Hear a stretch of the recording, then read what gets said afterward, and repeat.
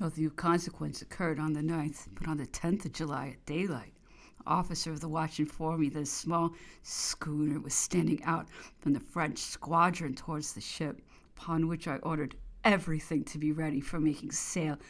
in chance, supposing she might be sent for the purpose of reconnoitering. On approaching, she hoisted a flag of truce and joined us at 7 a.m. She proved to be the Mouche, tender to the ships of war at the Isle decks, and had on board General Savary, Duc de Rovigo, and Countess Cazes, Chamberlain to Bonaparte, charged with a letter from Count Bertrand, Grand Marechal de Palais, addressed to the admiral commanding the British cruisers before the port of Rochefort. Soon after the Mouche arrived, I was joined by the Falmouth,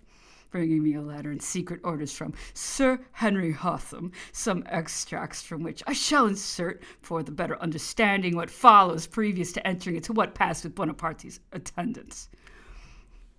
I sent a chasse-maree to you yesterday with a letter, and you will now receive by the Falmouth officially the orders which I therein made you acquainted with. I send you 4 late and very interesting French papers by which you will see all that has been done and said on the subject of providing for Bonaparte's escape from France. You will see that the Minister of the Marine had been directed to prepare ships of war for that purpose, and that they were placed at Bonaparte's disposal, and that 2 frigates in particular had been provided for him. Also that it was announced to the 2 chambers that he left Paris at 4 o'clock on the 29th. Likewise, it was believed in Paris that he had taken the road by Orleans to Rochefort, and I have no doubt that the 2 frigates at the Isle decks are intended for him, and I hope you will think so too. I am sure you will use your utmost endeavors to intercept him. I am sorry I have not a frigate to send you. I have literally none but the Endymion under my orders. Captain Patterson is off Brest by Lord Keith's order, and the Phoebe is also ordered to that station when the Havres arrived off to Gironde. The attention at home appears to be paid chiefly to the ports in the Channel,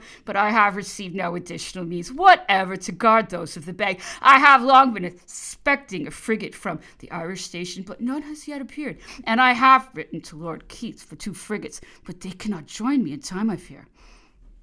Extract of an order from Rear Admiral Sir Henry Hotham. The Lords Commissioners of the Admiralty, having every reason to believe that Napoleon Bonaparte meditates his escape with his family from France to America, you are hereby required and directed, in pursuance of orders from their lordships, signified to me by Admiral the Right Honourable Viscount Keith, to keep the most vigilant lookout for the purpose of intercepting him, and to make the strictest search of any vessel you may fall in with, and if you should be so fortunate as to intercept him, you are to transfer him and his family to the ship you command, and there, keeping him in careful custody, return to the nearest port in England, going into Torbay in preference to Plymouth, in all possible expedition. And on your arrival, you are not to permit any communication whatever with the shore, except as hereinafter directed, and you will be held responsible for keeping the whole transaction profound secret until you receive their lordships' further orders. In case you should arrive at the port where there is a flag officer,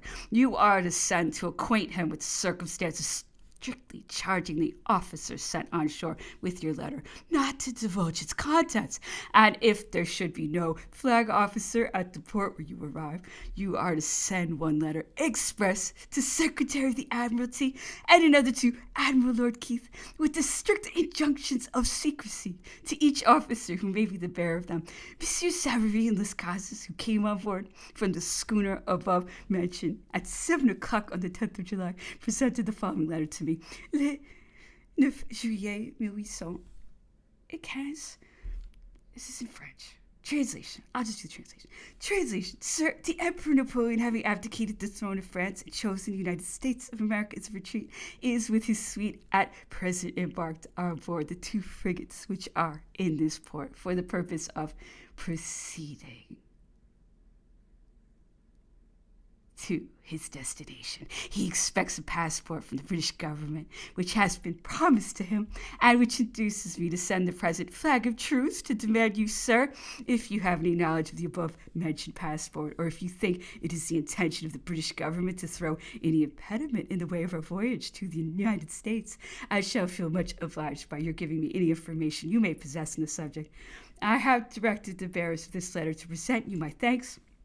to apologize for the trouble it may cause your Excellency's most obedient Count Marshal Bertrand. The bearers of this letter had instructions to demand of me whether I would prevent Bonaparte from proceeding in a neutral vessel, provided I could not permit the frigates to pass with him on board.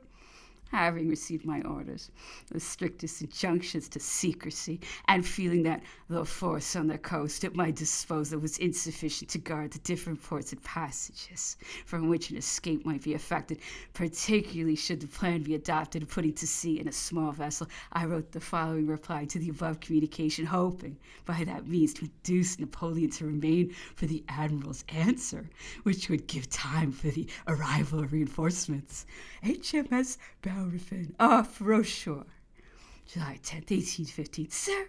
I have to acknowledge the receipt of your letter of yesterday's dates addressed to the Admiral commanding the English cruisers before Rochefort, acquainting me that the Emperor, having abdicated the throne of France and chosen the United States of America as an asylum, is now embarked on board the frigates to proceed for that destination and awaits a passport from the English government, and requesting to know if I have any knowledge of such passport, or if I think it is the intention of the English government to prevent the Emperor's voyage. In reply, I have to acquaint you that I cannot say what the intentions of my government may be, but the two countries being at present in a state of war, it is impossible for me to permit any ship of war to be put to sea from the port of Rochefort. As to the proposal made by the Duc de Rovigo and countless causes of allowing the Emperor to proceed in a merchant vessel, it is out of my power, without the sanction of my commanding officer, Sir Henry Hotham, who is at present in Quiberon Bay, and to whom I have forwarded your dispatch, to allow any vessel, under whatever flag she may be, to pass with a personage of such consequence. I have the honor to be, sir, your very humble servant, Fred L. Maitland.